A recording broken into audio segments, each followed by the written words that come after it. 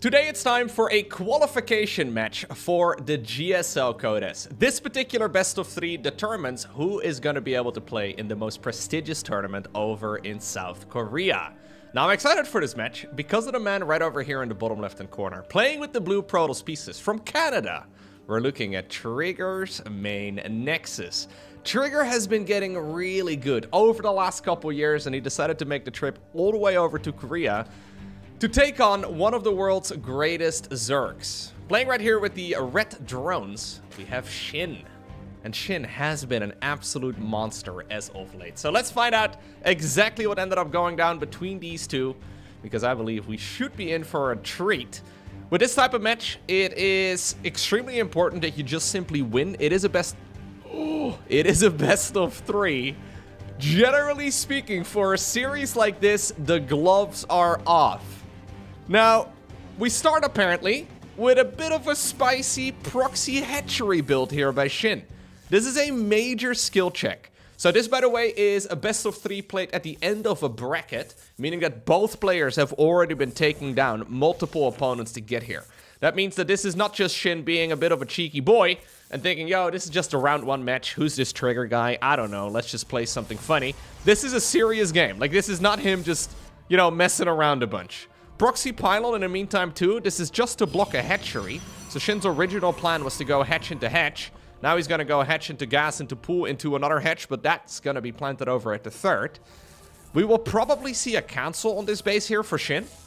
But the idea behind this, and generally speaking, this is not actually that good of a play for Zerg, but the idea behind this is that this is throwing Protoss off. Protoss is, in my mind, the most build order dependent race in StarCraft 2. Generally speaking, you can't deviate very easily as Protoss because you have so few units early on. We leave it up.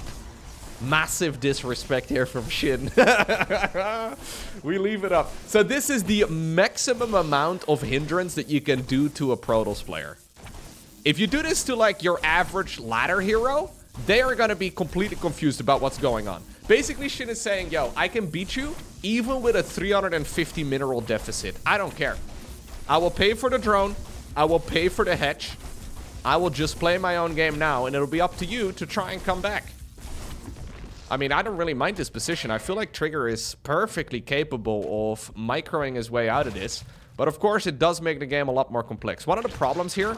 He's making an Overlord. That's kind of cheeky. One of the problems here is that the creep is still going to take like a half minute or so to dissipate. So your expansion is just incredibly late. But this is something practicable though, right? Like this is something that Trigger can grind games off. You can just have a Zerg player proxy hatch him and he can figure out what the perfect response is. And so far, he is looking pretty comfortable. But this is setting the tone. And if you are a little bit nervous, I mean, Trigger has been around for quite a few years at this point. But when it comes to, you know, esports in general and StarCraft 2, I guess he's still relatively new. But that's mostly just because a lot of the players have been competing for like more than a decade. Yeah, he is following this up very cleverly. Maybe SHIN was hoping that this was going to trigger him a little more. Lowko, you're so... Okay, sorry. Lowko, you're so funny. I'm going to hit the like button. Okay, no. No. Oh, well, yes, actually. All right, Stargate. Oracle is going to be available real soon. We're shading some units around, but this is not a bad start. I mean, the follow-up right now for SHIN is just going to be very messy, right? Because everything you now do is going to be delayed, and I really love the Trigger. Oh, this is lovely, though. This is good. The fact that he gets these 2 adepts is really strong. The problem here, of course, is that Trigger built a pylon over here inside of the natural expansion, and everything here is a bit disjointed. It's forcing SHIN's hand here now with the timing of that 3rd base.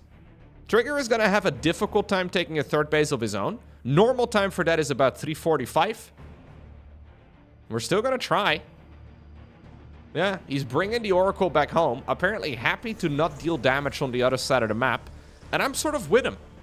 Like, the fact that SHIN is willingly, let's say, giving up the equivalent of like 5 drones by going for that proxy hatch. You can actually play this quite safely here. You don't have to dive deep as soon as the very first Oracle pops out. Now, losing the 2 adepts does mean that the 3rd is a little bit... Are we going to target it? No way. No, he was thinking about it for a second. Yeah, no. Yeah, no. No, no. We're just going to park it over here. just to make sure that we can intercept any drones that might be feeling ambitious and going down to the low ground. He can also get all the scouting information he needs. Okay, so Trigger is just fighting this head on. Not forcing himself to play something that he didn't practice. That is a very common thing in tournament play. That as soon as something important happens, you're like, okay, well, let's do something I have never done before. Somehow this is the human instinct that I've heard a million times from a lot of players. As soon as you show up at an offline event or you just play an online tournament, suddenly you forget everything that you were practicing and you decide to just go for something you've never done before. I don't think that's the case right here for Trigger. Usually that displays itself in more aggressive gaming, like silly all-ins and weird build orders. This is Trigger just fighting all of this straight up and, yeah, doing a great job. Okay, so Twilight Council together with a Forge. I'm assuming this will be Blink. Could technically be Charge. Could technically also be Glaives. I don't think I would enjoy Glaives very much. Yeah, Blink makes the most sense. Yeah, getting a few drones. Being very cautious here with the positioning too. By the way, a pretty large group of non-Koreans did go over to South Korea. I think about a month ago at this point. I'm not exactly sure how long Trigger has been, you know, over in the continent there, or in the country for... If he's been there all that time, he's certainly not going to be jet-lagged. That's one of the problems you also tend to run into. Obviously, for something like the GSL, it's going to be mostly Koreans participating. And they're not going to be jet-lagged. They're going to feel pretty comfortable.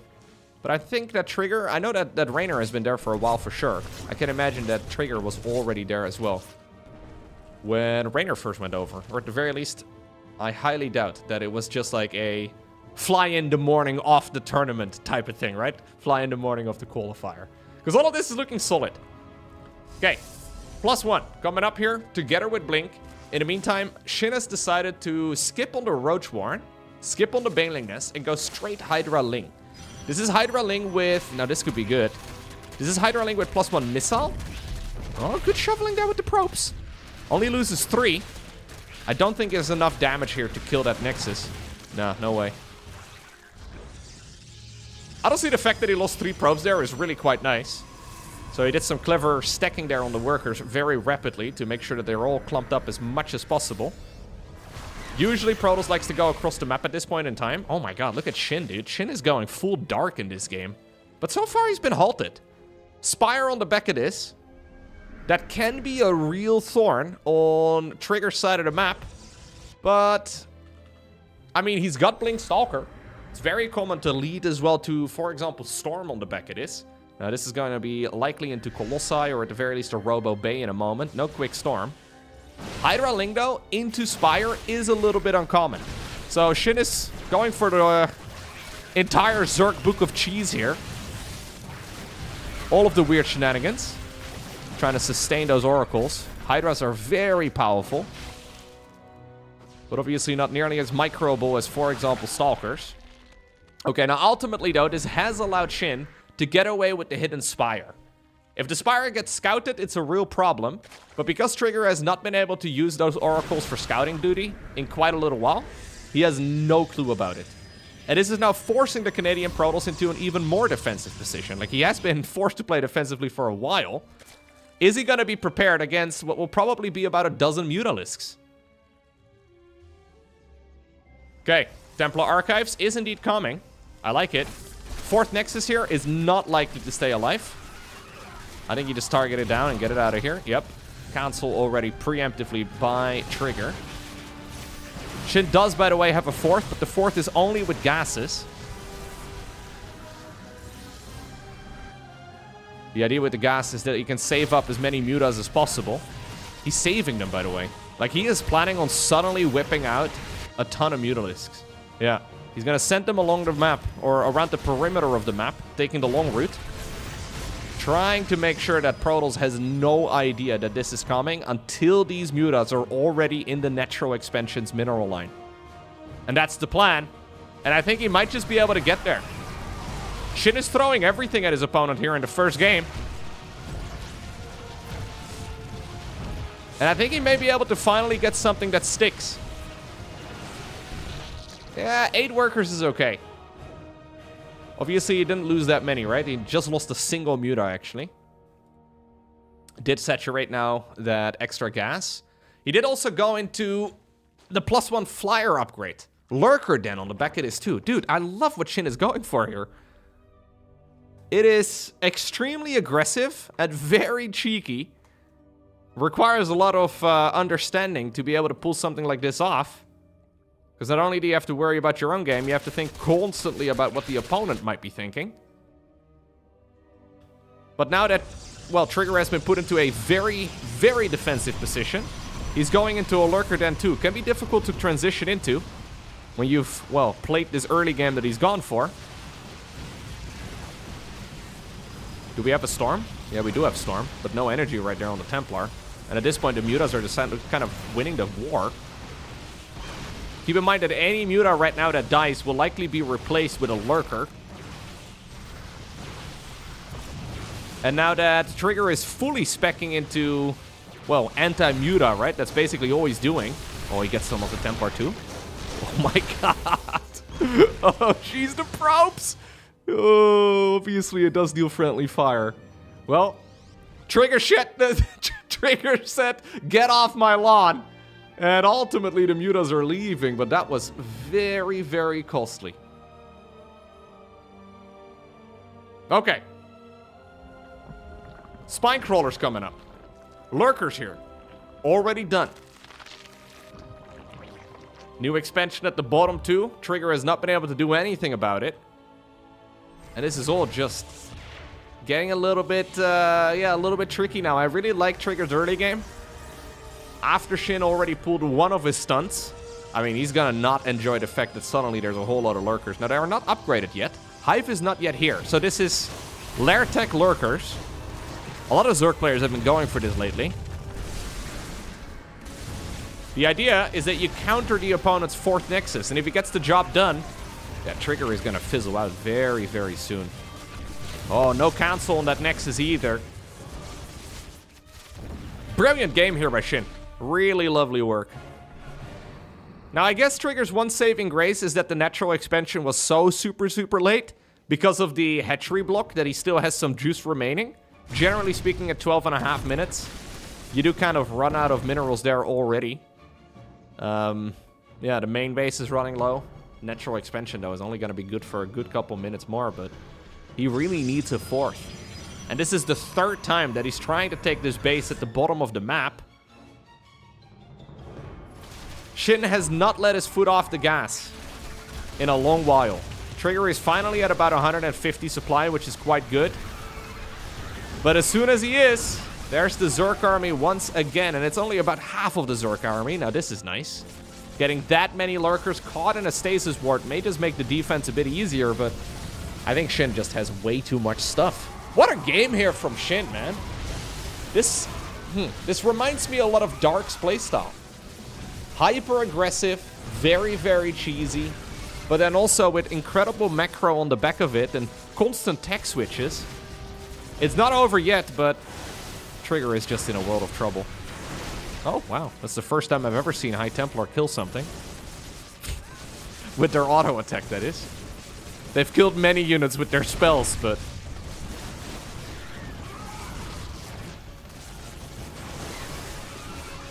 yeah, I don't think there's enough. At this point, SHIN can just bleed units out. Here's the swarm. It is relentless. Even though Trigger is taking some very, very nice trades here, he cannot stop the flood. And once the floodgates have been opened, GG gets cold. It's SHIN who obtains the victory in game number 1. Next up, we find ourselves on Amygdala. SHIN apparently quite enjoyed the way that the previous game worked out. The one part he didn't like, well, his natural expansion could not be built right at the very start of the game. So this time around, we're going to go for a hatchery on the low ground first in our own natural. And then we're going to take the natural expansion on the other side of the map. At least that was the original plan. Trigger, though, anticipating this movement, sent the drone down to the low ground at about 200 minerals, meaning that it arrived too quick to actually build a nexus, but, well, perfectly timed to be able to build it when a drone comes across the map here, too. All right. Shin wanted to play the exact same game a second time around. Not going to happen. I honestly liked the early game, though, for Trigger in the previous match. Obviously, this is even better. What just happened, dude? Something made noise. I put a new shelf up on my wall recently. Whenever I hear noise right now coming from my right side, I wonder if the entire wall is gonna... No, we're good, we're good. I don't know what that noise was, though. My house falls apart. Live during the broadcast. Could also be my cats, but generally speaking, at this hour of the day, the cats are sleeping. Because they sleep for pretty much every hour of the day. That's what they do. That's what they like to do. They just, you know, sleep a lot. My cats accidentally recently got a sniff of freedom, dude. Oh, it's springtime. They did one step outside. My cats never get to go outside. And now that's all they want.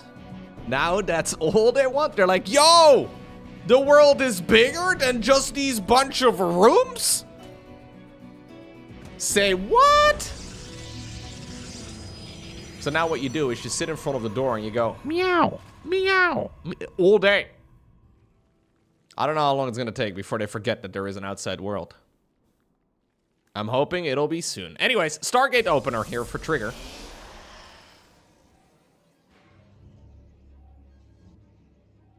No surprise there. So I actually don't think Trigger had a bad previous game. It's mostly that at some point he got caught up in every RTS player's worst nightmare. He had to start thinking. Ugh, thinking is the worst. When you can't just execute, but you have to anticipate what your opponent is going to go for next, but what they've been going for previously is already really weird, and now you don't really know exactly the position you're in, and then you have to make a prediction as to what they're going to be doing next, and you make the wrong decision. Oh, and in hindsight, you could have done this and this and that, right? In StarCraft, the game's so quick that it's really hard to actually recover from those types of mistakes, and it's what allowed Trigger, or what allowed Shin, I guess. It allowed Trigger to lose. It's not very nice. It allowed Shin to win. Problem is, though, that in the straight-up game, I don't mind Trigger's position whatsoever. I feel like he played that fine. He didn't really make any critical mistakes, macro-wise. His micro didn't look sloppy. It was just that he never really got his feet under him. And this time around, yeah, Shin has already been stopped in that department. Dangerous positioning on that Spore Crawler, but it works out this time around. Yeah, he decides to move it over a little bit. I was going to say, moving it from there, like outside of the mineral line, is a little silly. Forge to get rid of Robo Facility here. No Twilight Council. We'll have to keep an eye out on exactly what Trigger's follow-up is going to be. So far, the defense here from Shin is excellent. Dealing a good bit of damage there to that Oracle.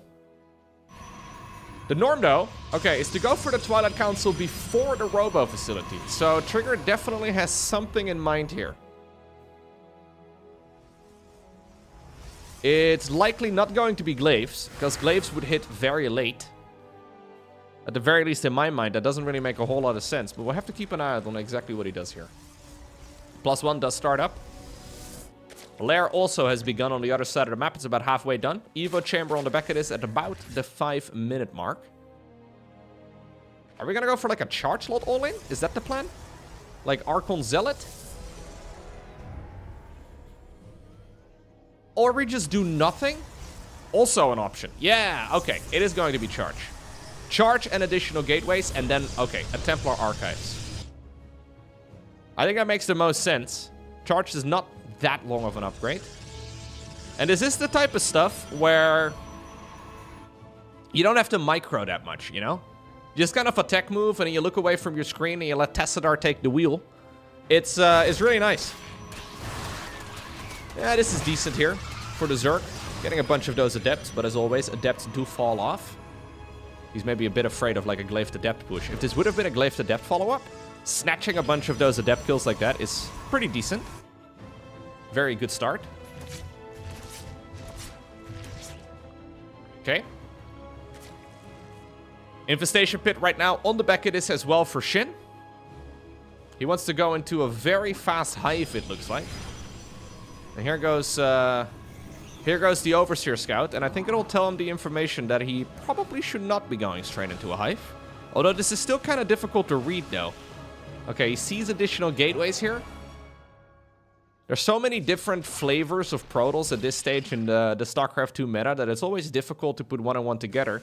There's a good shot he will still go into a hive. But I think in this instance he needs to defend whatever it is that Protoss has got prepared for him first, and then transition.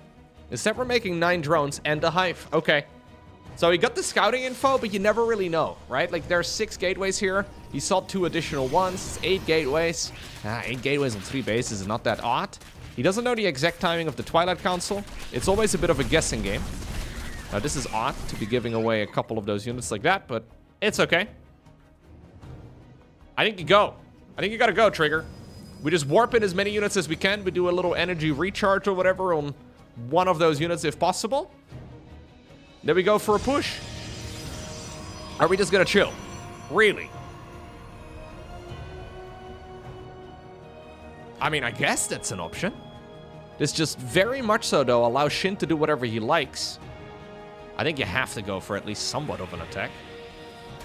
Maybe he's just faking it to try and, well, force the Zerg player to, like, overmake defenses, and then that's the idea? But I feel like you do have to go for at least a little bit of an attack. It's a lot of Storm available, by the way. 6 Templar here with energy. Straight Fleet Beacon as well on the back of this. So it's a Fleet Beacon together with a 4th. This attack over here is, well, it's very committed pressure, but it's still certainly pressure. He's got a follow-up plan. If he can kill a hatchery, that would be huge. Honestly, at this point, if he kills the lurker, then that's even bigger. Okay, good storms. All right. And we're just going home. We just right-clicked onto a hatchery, and then we're like, yo, see you later. Excellent. I think he should have tried to see if he could get the Lurker Den too. The Lurker Den here would have completely taken the wind out of Shin's sails, but not a bad attack there. So this is the idea. We go for Mama. Yeah. I mean, that's sometimes what you gotta do, right? There's no shame in that. Shield batteries coming up together with photon cannons. Mothership is expensive, so the problem with this unit is that it's extremely good, but also very expensive. You need to go for the Fleet Beacon, which is 300, 200. Then you need to go into the Mothership itself, which is 400, 400, and then, well, 8 supply. Very pricey, but maybe even more importantly, it's expensive as far as the amount of time goes. So building the Fleet Beacon takes forever. Building the Mothership takes even longer. It's difficult to get the unit out, but once it's out, this type of Zerg attack can be stopped. I think that's the plan. Oh, well, that was interesting. I thought he was trying to lead his army into the perfect storm, and instead he decided to donate some of the units instead. I mean, he still got some phenomenal storms off, though. Now the Tempest will get revealed. Mama! Cloak! Oh, there's actually a Tempest. Yeah, working on the Overseer. Okay. Brilliant! Awesome work here by Trigger. Mama can cloak everything. Yeah. Yo, Mama ship so large, she can cloak the entire map. All right, let's see. Yo, Mama ship so big, it takes 2 to recall her mass. Okay, sorry, I gotta work on that one.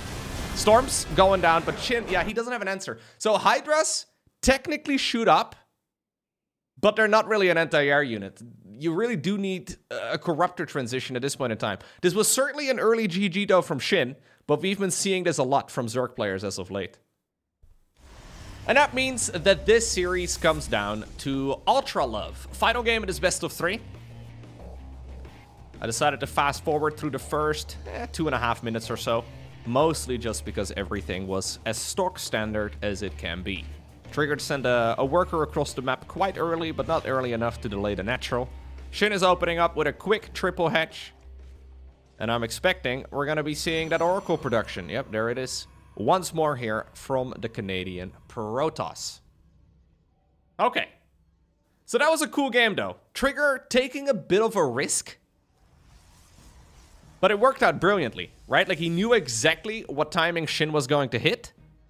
And, well, as soon as SHIN came across the map, the mothership spawned within seconds. And then the perfect surround. I think he must have studied some of those SHIN replays and must have realized exactly at what moment he would come across the map. Because, I mean, he could not have really scheduled that any better, considering the knowledge that he had. It's what we call replay scouting, right? You scout in the replays. Nobody calls it that. It's just me. But anyway, you scout in... I'm trying to coin the term. You just scout in the replays and see what the opponent is going to go for. And, well, you can sometimes get the hard counter off. Don't know if he's going to be able to pull that sort of thing off, though. 2 times in a row. Nope. Not the plan. We're going to try and do a push with resonating glaives. Just one attack to bring it home. This is a single Oracle opener, which is a little funky. There's a lot of adepts, but if the Zerglings can clean them up, that is going to severely weaken the push.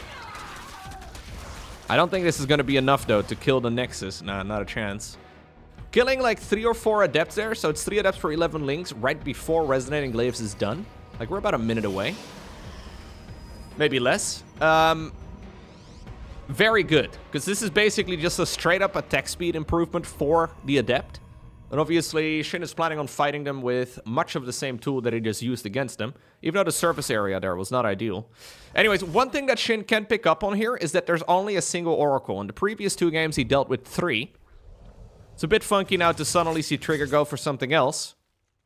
It's a very expensive Oracle when you consider the fact that, well, you paid a Stargate for it too, right? But here we go. This map allows for a very quick attack straight through the center of the map.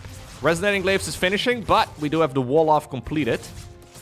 That's how Zerg players make doors. Okay, and we're going to just work on the queens. Oracle comes in. Yeah, a little ambitious. No roaches out yet. Good defense here by SHIN so far. Yep, good work. What's the follow-up? Robo facility together with a forge. +1 is about halfway done here for the Zerg player. We even have a spine crawler. Okay. I quite like the spine crawler, actually, because he never ran the drones from the 3rd base. Getting a kill on the 4th would be really nice. A couple of roaches coming in this direction. I think he's going to get it. If he targets it down, maybe you should just aim for the mineral line, though. Yeah, he doesn't know about the spine. Spine crawler is super good here. Assuming it can actually poke. Oh, Oracle. Oh. The adepts have been hurting those units away. Oh, alright. And then the Oracle could snipe a bunch of units. Ultimately, it's a lot of dead Zerglings, sure. SHIN also has been delayed tremendously, though, as far as his follow-up droning goes. And it's putting him into a bit of an all-in-y type of position. Because SHIN was making non-stop army there for a while. And Trigger, well, he was building workers off of 3 Nexi. So ultimately, even though that attack wasn't that good, Trigger kept the Zerg player occupied for such a long time that his income advantage is just, well, off of the additional workers that he was producing during all of that. Huh.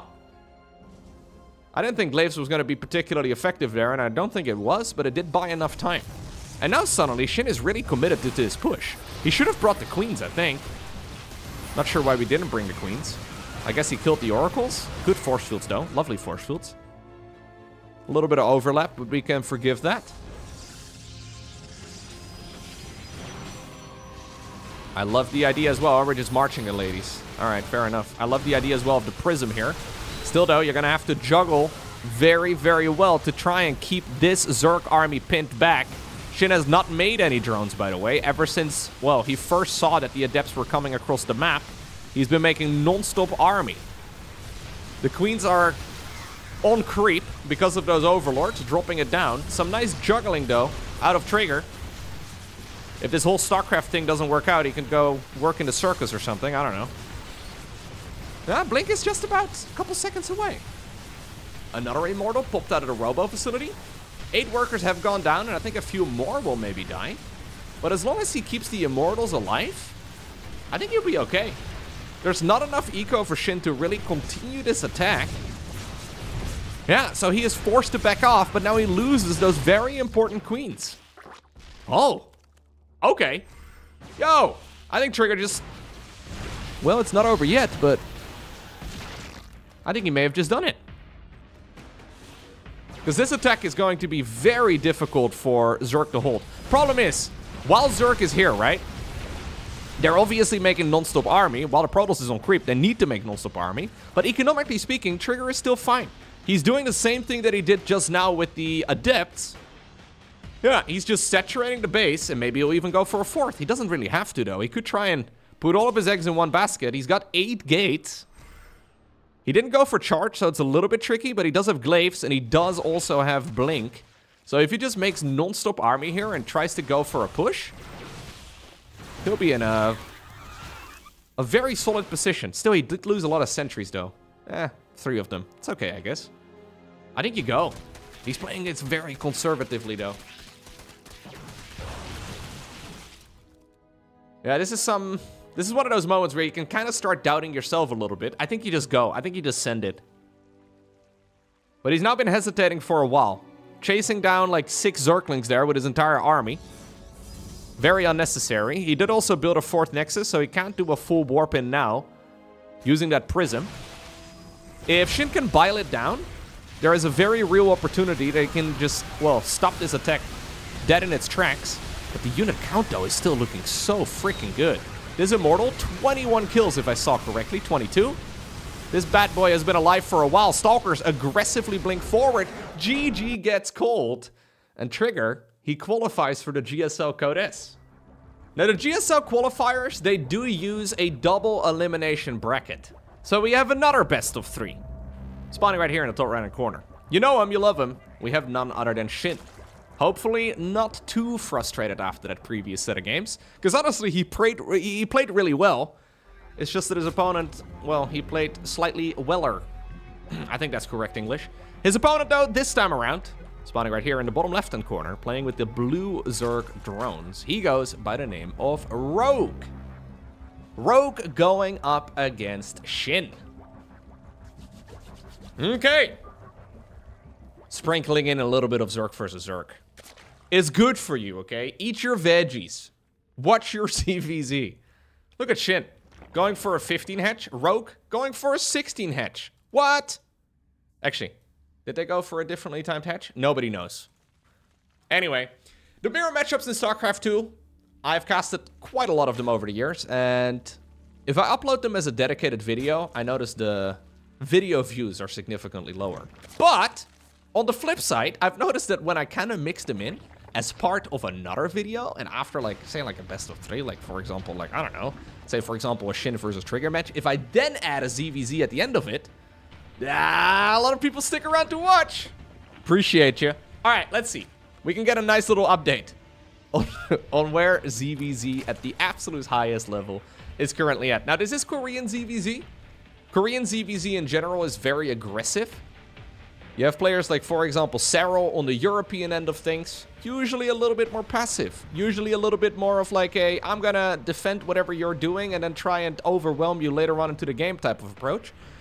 A lot of Koreans don't play like that. Now, I'm not exactly sure what both Shin and Rogue are currently like in this matchup. Truthfully, there's just not a lot of ZVZ being played in 2025. Little kiss? Little peck in the cheek with the Ovies? Aw, that was cute. Sometimes the Overlord's just doing, you know, like a straight-up make-out session in the middle of the map. It's... I mean, hide your kids, you know? But anyways, it's okay this time around. Yeah, no, just a little bit of... Anyways, couple Zerglings going across. There's not a whole lot of Zerg players competing in online tournaments at the moment. Shin and Rogue do play occasionally. But just in general, in the online cups, in the weekly tournaments, not a lot of Zergs play. It's, I want to say, like, without exaggeration, probably about 75% of the signups are Protoss. Maybe even more. So it's a lot of Protoss versus Protoss. We get that matchup more so than anything else. But ZVZ, quite rare. Baliness coming up for both players. Zerglings are gonna get their metabolic boost upgrade here in just a moment.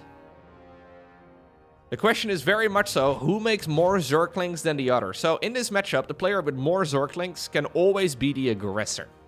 Sometimes you want to be hiding Zerglings. Sometimes you gotta make predictions as to how many links your opponent has made. Sometimes you hide a couple links over here to morph them into banelings, but sometimes your opponent catches you. Link speed is now done. Do we get a gentleman's agreement to not make too many links? How many links do we have? Not really too many. Both players with a very conservative amount, okay? A single baneling coming up. I mean, it's almost like looking in a mirror right now.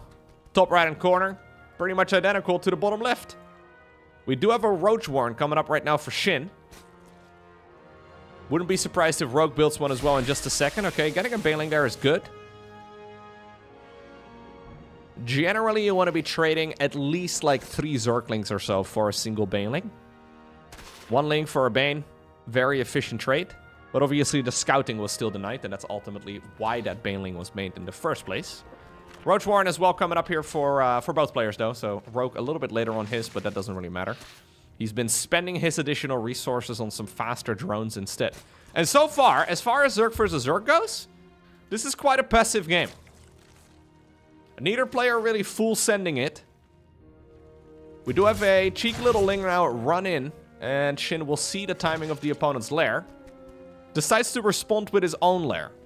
So even though Shin's Roach Warren was slightly quicker, his lair is slightly later.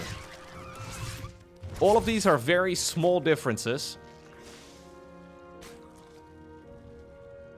Ultimately, in the game of drones, you win or you die.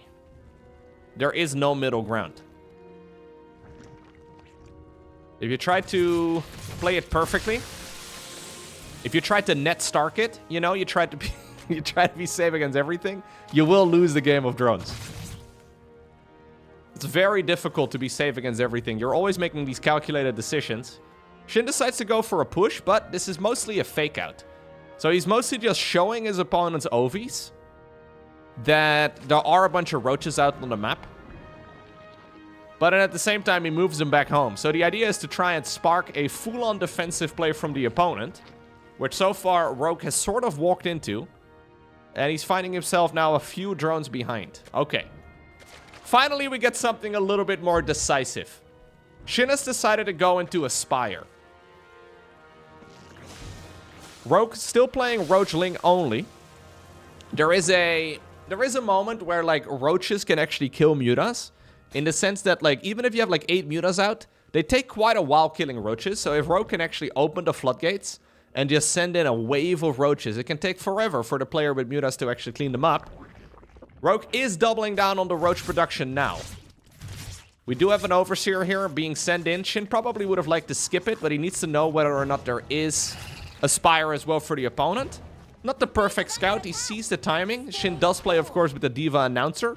No saturation immediately right there on the gas, though, and no Spire hidden. I think it's all the info he truly needs.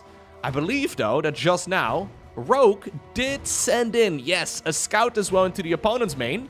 Saw the Spire. Spire gets cancelled. So ultimately, we're playing Roach Wars. And I like Roach Wars here a hell of a lot better for Rogue, because he's got more of them.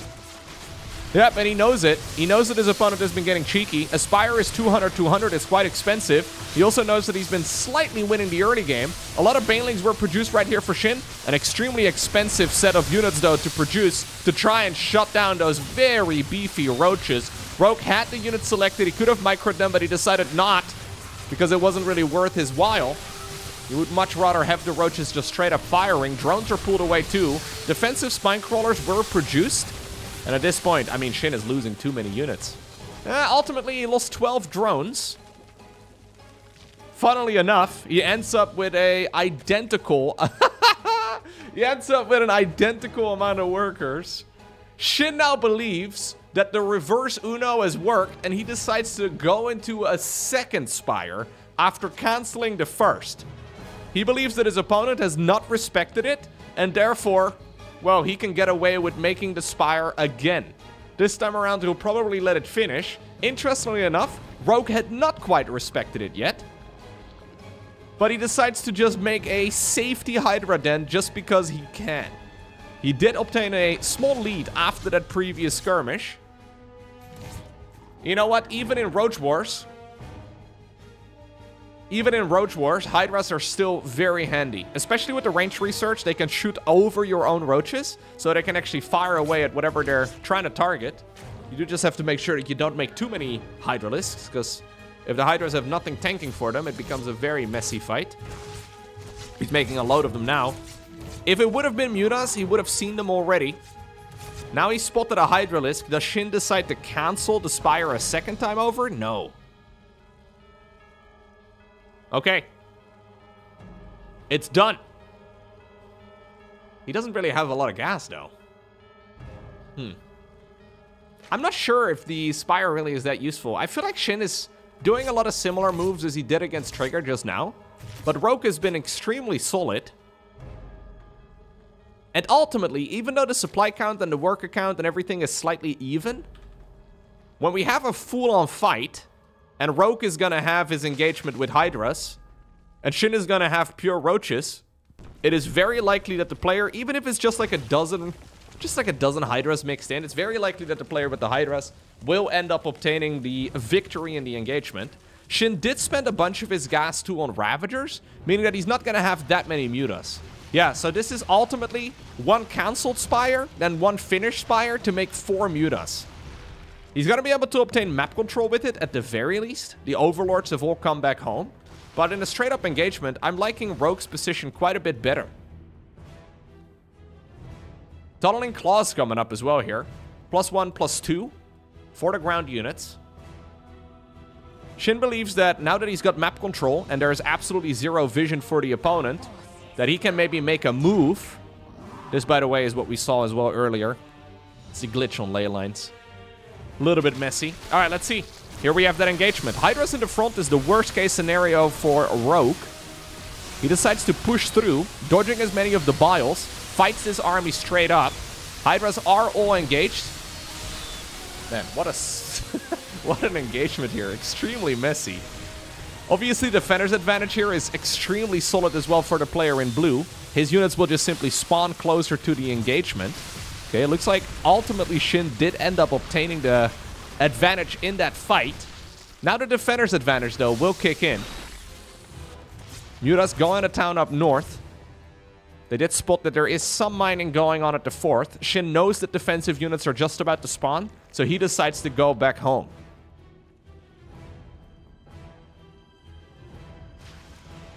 Mutas still just trying to target fire down whatever they can. Tunneling Claws is now available. Not only is this very nice for tunneling units across the map, but it also allows the roaches to rapidly heal outside of combat when they are underground. Shin believes that he needs to continue fighting. And I believe he is right. This is a much nicer way to begin the engagement, though. Rogue is not shuffling his units around so much. Optimizing the amount of time that they're fighting. When you're running, you're not shooting. And that engagement went way better. Yeah. It's just a handful of Hydras, but the Hydras add so much DPS. And Shin is feeling the urgency right now. His hatchery is in a world of trouble if he does not defend this push. That was an extremely close game, but Rogue wins the first match. Next up, we find ourselves on Amygdala. Okay. In case you're wondering, by the way, the GSL qualifiers, I believe all of the games took place on 3 maps in total. I don't know how they decided those specific 3 maps, but it was just all on 3 maps. So in case you're looking at some of the GSL games, yeah, I hope you like Amygdala, because it seems like it's very popular. For some reason, very limited. I don't really know why. Maybe they just don't want to spend all the time, you know, I don't know, getting a referee to do all of the vetoing and stuff. It takes a long while. Not uncommon, by the way, for qualifiers to have like much smaller sets of maps. Anyways, we once more have a very mirrored setup. If you look at the production tab, you can follow along with most of the early game in ZVZ. It's expected that most players do pretty much the same thing at this level. Now, on the ladder, there's a ton of cheese in this matchup. a lot of easy ways to be aggressive. But it's okay. At this level, players are, generally speaking, capable of defending all the early game aggression, and there's a lot. There's a lot of cheese, and we do see it brought out every once in a while, but at the highest level, ZVZ does tend to look a lot more macro-focused than it does for, I want to say, about 99.9% of the Zork player base. I can guarantee you, as I'm casting this and as you're listening to this, there is somebody getting cheesed right now on the ladder in this matchup. The games last about 2.5 minutes on average. Everything's just full aggression. A lot of players start playing this matchup off being like an honorable macro player, but then at some point you realize, you know what, being an honorable macro player sucks because I just cheese every game. And then you look at some of the cheesy build orders and you decide to start being the aggressor as well. And ultimately what you end up with is 99% of the ladder experience in this matchup is just two players trying to cheese one another. Because all the units have like 5 hit points and they deal like 100 damage, it's very easy to slip up and accidentally lose. Okay.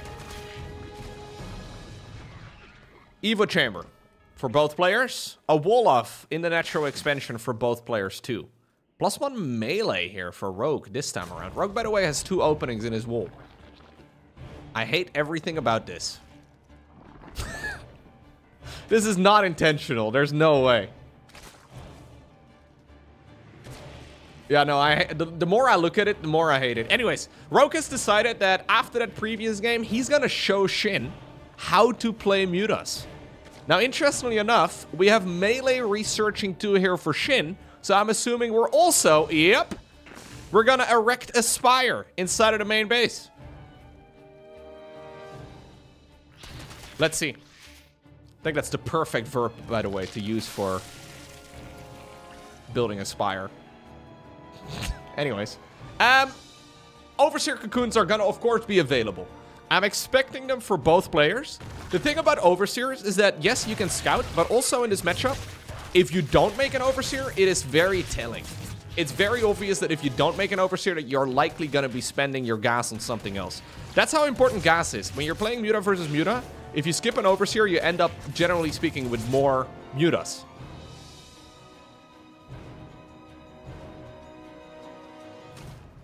Link's going to the other side of the map. Forced back home. So in Muta versus Muta wars, it is very much so the player with more Mutas that wins. If you have 20 Mutas and your opponent has 17, you do not just win the fight with 3 Mutas left over, you win with like 12 left over. I'm not even exaggerating. Those fights are incredibly lopsided. Armor upgrades are also huge because of the way, so he doesn't know at this point, because of the way that the bounce attack works for Mutas. The glaive, it bounces twice. And the armor upgrade gets triggered for every bounce. Whereas the attack upgrade only benefits the very first bounce. Problem with the armor upgrade, though, is that it's a little bit more expensive. And again, more Mutas is better than less Mutas. So armor upgrade is preferable. Now, this is a nice attack here by Shin. Okay, still, though, gets surrounded with the perfect timing on those additional Zerglings that spawned. Shin also managed to get his roaches towards the other side of the map, targeting a queen down, but not getting it. Hatchery over here is not gonna fall either. The main goal, of course, for this hatchery is not mineral income, it's very much so gas. Mutas are 100 minerals, 100 gas each. The more gas you can mine, the better your Muta count is going to be. So that's why we see a focus here on the hatchery council. Shin did not quite get the kill, though, but of course he can come back in for more. Muta count currently identical for both players. Spore crawlers are also building. One further thing to note with the Muta bounce is that it can bounce to units on the ground. So if you have a Muta versus Muta war and you park your ground units underneath your own Mutas, the bounce from the opponent's Mutas may be able, as he did, by the way, kill the hatchery. Nicely done. It may be able to bounce to the units on the ground. Gas is now coming up here for Shin. Okay. So you never want to fight Muta versus Muta onto your opponent's structures. It's the worst thing you can do. Especially not Spore Crawlers. Spore Crawlers deal bonus damage to biological. It is a scary fight. I figured I'll just information overload you with this cast. Oh god, here we go.